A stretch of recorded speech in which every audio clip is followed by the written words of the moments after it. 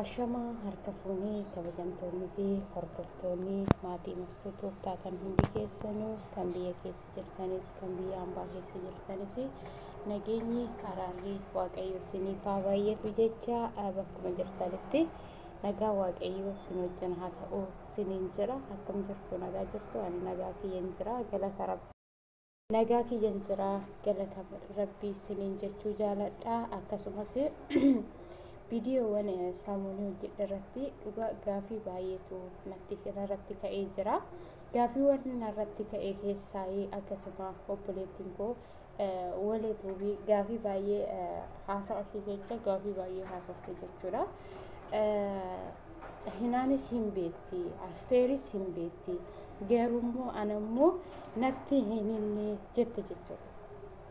Obboleettii koo dhugaa gaafisiif deebisuudhaaf viidiyoo kana hojjechuu dhufe malee dhugaa natti illee toleetis mootii haalillee natti mijjateetii mootii jechuudha. Viidiyoo kana si hojjechaa jiru obboleettii koo hinaan hin beekti.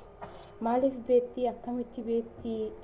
Egaa hinaan goddanyaa kee taate ani goddanyaa keetii mootii jechuu dandeessa jechuudha. Garuu immoo gizee naaf hin kennine jechuudhaati. Gizee naaf hin kennine. Sa'aatii sitti haa ta'u sani gizee naaf hin kennine jechuudha. Namni tokko immoo yoo gizee siif kenne itti himatta malee yoo namni sun immoo gizee siif hin kennine akkamitti itti himattare? Hinaan illee taanaan asillee yeroo biyya hambaa keessa jirtullee gizee naaf kennite wanta tokko na dhaggeeffachuuf yoo nan ittuyyuu himuu baadhee gizee naaf kennite jechuudha. Ati garuu immoo gizee naaf hin kennine. Nama gizee naaf hin kennine immoo akkaman godha reeshi silaati gizee naaf hin kennine akkamitti asitti himachuu danda'a? Akkamitti kana siin jechuu danda'a? Akkamitti kana obboleettii koo? Lamisaale namni tokko wantoota godhu san keessatti wantoota yaadu san keessatti nama tokko gaafa irra ga'ee rakkina san nama sanitti himachuudhaaf yeroo deemu namni sun yoo gizee hin kennineef akkamitti sitti himadhare? Ati silaa gizee naaf hin kennine sa'aatii keetitti gizee naaf hin kennine jechuudha. Yeroo baay'ee ani biizidha, hojiitu natti baay'ata akkas naan jette jechuudha. Anis akkaman godhare ishii dirqama na wajjin taa'e haasa'isiin jira. Dirqama taa'itu kana godhe dirqama taa'itu akkana haa goonu siin jechuu hin danda'u. Maaliif gizee namni tokko daqiiqaa takka gizee namaaf kenna. Ati garuu sakandiidhaaf iyyuu gizee naaf hin kennine jechuudha. Silazaa akkaman godhare obboleettii koo wannan godhu yeroo dhabuun namoota gizee naaf kennaniif an akka hinaan kan akka hinaan tuubii jechuudha. Kan akka Asteer tuubii namoota akkanaati warroota gizee isaanii naaf kennifan keessa koo dabarsee himachaa ture malee ati sa'aatii sanitti gizee naaf hin kennine jechuudha. Odoo gizee sanitti sa'aatii naaf kennite odoo gizee naaf kennite dhugaa jechuudha. Maaliif sitti himachuu hin danda'a? Egaa ati gizee naaf hin kennine immoo akkamitti sitti himadhare obboleettii koo? Akkaman godhare ishee sa'aatii kanatti ammaayyuu jechuudha. Sa'aatii kanatti gizee naaf kennaan jirtu hin lolaa jirta. Bakka maaliif dhugaa kanatti siniin jechuudha obboleettii koo maamati gaarummaadhaaf ani viidiyoon hojjedhu irratti illee wanti hammeenyaaf dubbadhe tokko hin jiru jechuudha. Bakka gizee namaaf kenni. Gizee naaf kenni jechuudha. Wanta tokko akkasiin jiru akkasitti himu akkan yeroon haasa'u san yookiin yeroo natti haasoftu san sa'aatii naaf kenni. Obsa naaf kenni jechuudha. Akkan keessa koo sitti himadhee naaf taraddaatu. Egaa ani kan keessa kootti sitti himanne. Egaa keessa koo sitti himadhee naaf hin taraddaane amma maaliif na lolta? Amma maaliif lolta? Omaa wanni bu'aa buusu hin jiru jechuudha lola irratti. Ani immoo keessa koo taqabbalee fudhadhee jira. Akka kootitti, akka mataa kootitti, akka fedha kootitti of taqabbalee jira. Kanas naaf godhi jedhee si kadhachaa hin jiru obboleettii koo. Garuu immoo dhuguma nama naaf yaadu yoo taate akkuma afaan ilaaltu kana yoo taate gizee naaf kennishee gizee akka naaf kennitu akka sitti haasa'u waan garaa ka'uuti. Lamsaalee namni tokko nama ta'ee dogongoruun isaa hin hafu. Dogongoree jira immoo dogongora kiyya kana gaafa gizee naaf kennitee narraa dhaggeeffattee narraa taraddaate naaf beekta malee akkanumatti qilleessa irratti jechuudha. qilleessa irratti yoo haasofte fakkeenyaaf akkanumatti bakka akkuma sitti dhufetti odoo gizee tokko dhaan kennin odoo rakkina kiyanaaf hin beekin osoo wanna tokko hin jedhin yoo kallootti ta'e homaa wanni bu'aa buusu hin jiru qaba. Maaliif namni tokko mana yaalaa tokko yeroo deeme dooktoratti jechuudha.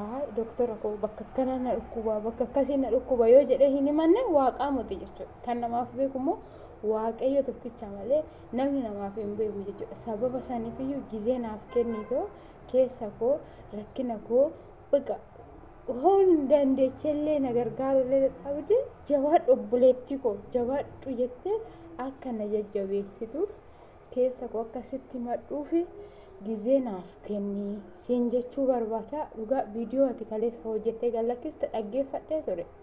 Maaliif keessi koo natti dhaga'amee ture jechuudha. Maaliif natti dhaga'amee nama ani nama ta'ee nama natti dhaga'ama. Atis immoo nama taate sitti dhaga'ama. Garuu gizee naaf kennii galata waaqayyo waan hundumaaf nama takkarraa wanni takka hin barbaadu jechuudha. Nama takkarraa wanni takka hin barbaadu. Nama takkarraa kanas naaf godhaa siniin hin jedhu jechuudha. Garuu walee gizee naaf kenni jechuudha. Akka gizee naaf kennitu akka keessa koo sitti madhee akka keessa koo naaf taraddaatu gizee naaf kenni daqiiqaa takka naaf kenni yoo guyyaa sa'aatii sitti tolu baatu halkan naa dawwali bakka giddeetaa hirriiba koo dhabee sa'aatii kanatti si dawwalamu naan jette hirriiba kiyya dhabee sin eega jechuudha. Si eegee akkati naa dawwattu sin eega jechuudha. Garuu gizee naaf kenni haasa'uun duratti gizee naaf kennitoo sittani madhaa dhibee keessa kootee sittani madhaa gaafa dhibee keessa kootee sitti naaf taradda'uu dandeessa. Ani immoo rakkinoota narra ga'eef mataa kiyya gombossu godhee hin jiraadhu jechuudha. Maaliif jennaan nama dogongoruun kiyya nafu gan dogongoree dammoo dogongora kiyya keessa gaabbee jira jedhee duubatti deebi'uun kiyya hin hafu jechuudha. Ani immoo dogongora kiyya kana wanti inni itti na asaaffarsiisu yookiin wanti itti mataa gadi natti qabame yookiin jechoota namaatiif duubatti deebi'u hin jiru. Koomentiiwwan baay'een ijoolleen baay'een keessaan natti qofaaltan ijoolleen baay'een keessan jechoota garaagaraa jettanii jirtu. Ani jecha namaatiif duubatti hin deebi'u jechuudha. Maaliif jecha namaatiif duubatti hin deebi'u. Ammallee ani akka mastuutitti uma annaan loltanis kan jechoota badaa jettanis kan wanta barbaadaa illee jettan anumaan itti fakkaatu jechuudha. Sababa saniifiyyuu kana siniin jechuu jaaladha. Jechoota dubbadhe keessatti yoon dogongora qabaadhe maqaa waaqayyootiin dhiifama naaf godhaa. Garuu immoo wantoota biraa wanti siniin jedhu hin jiru. Nama tokko ittiin kolfina. Lammata dammoo hin arrabsina. Nama san jajjabeessa. Irra caala namni tokko gaafa rakkinni narra ga'e jedhee fillafiitii keessan dhufee sinitti himate nama san jajjabeessaa malee ittiin kolfina. Itti hin kolfina, hin arrabsina. Maaliif jennaan ofii keetiif ofii azanteeti naan hin jedhina jechuudha. Ani ofii kootiif ofii azanii ani ofitti tamaammanii hin ba'e jechuudha. Ani akka mastuutuu ofitti tamaammanii hin ba'e dhugaa waaqayyo.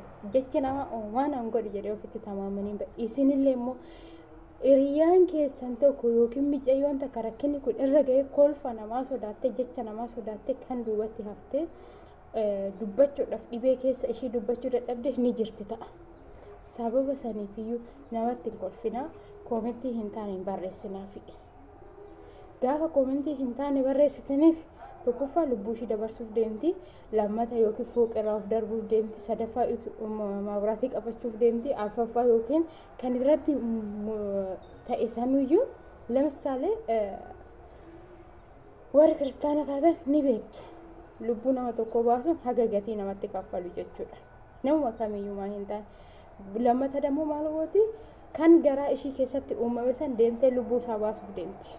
Gaafa san cubbuu hin taane keessa seenti jechuudha. Sodaa namaatiif, jecha namaatiif, arraba namaatiif, jechoota namni maal laan jedhuudhaan lubbuu uumame san balleessuu deemti jechuudha. Gaafa lubbuu san uumame san balleessuu deemtu san immoo har'a ishiin gaafatu jechuudha. Boru ishii gaafata. Sababa saniifiyyuu namatti hin kolfinaayi. Yoo dandeessan harki keessan koomentii gaarii yaa barreessu.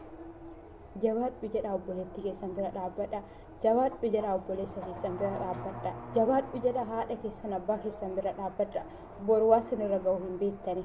Namni ta'ee namumti kamuu nama ta'ee namni lafa kanarra jiru namni hin dogongorre hin jiru. Namumti kamiyyuu nama ta'ee namni hin tasaasaan hin jiru. Waaqayyo tokkicha qofa bichaadha kan hin dogongorre.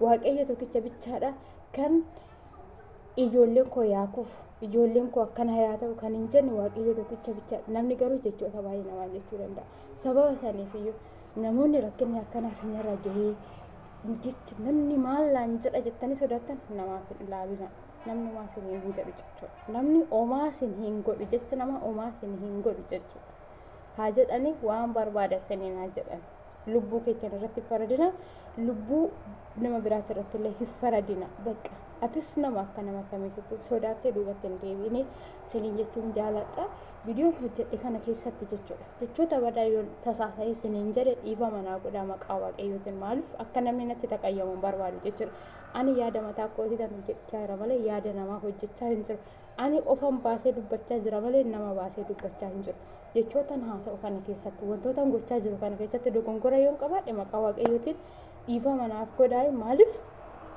namoonni baay'een akkanarraa ilaalanii barataniif akkanarraa ilaalanii jajjabina godhataniif malee ani nama tokko miidhuuf nama tokko dogongorsiisuuf nama tokko karaarraa balleessuuf fi eebelu akka ana haa ta'u hin jedhu akka ebeluutti ragannaa morma nama cabsitira eebelu akka mastuutuu bitan ta'a yoo jedhe ta'uu hin danda'u kan wantoota baay'eedhaan garaagarummaa qabna jechuudha bifaan ta'uu danda'a yaadaan ta'uu danda'a qomatiidhaan ta'uu danda'a biyyaan ta'uu wantoota garaagaraatiin garaagarummaa qabna maaliif namni tokko akkuma biyyaan garagara yaadanis garagara akkuma bifaan garagara jireenyan isaatiinis garaagarummaa ta'a jechuudha waan ani yaadu isin yaaduu dhabuu dandeessu waan isin yaaddan immoo ani yaaduu dhabuu hin danda'a isin jechuu jaaladha jechootan haasa'u kana keessatti wantootan gochaa jiru kana keessatti dogongora yoo qabaadhe mastuu wanti kun siif hin ta'u dogongortee jirta sirreessi jedha na sirreessaa malee koomentii hin taane barreessitanii jechoota hin taane jettanii kolfitanii nama tokko duubatti deebisuuf hin yaadinaa isiniin jechuu jaaladha haga viidiyoo biraatiin walitti deebinuti turtii gaarii isiniif haa ta'u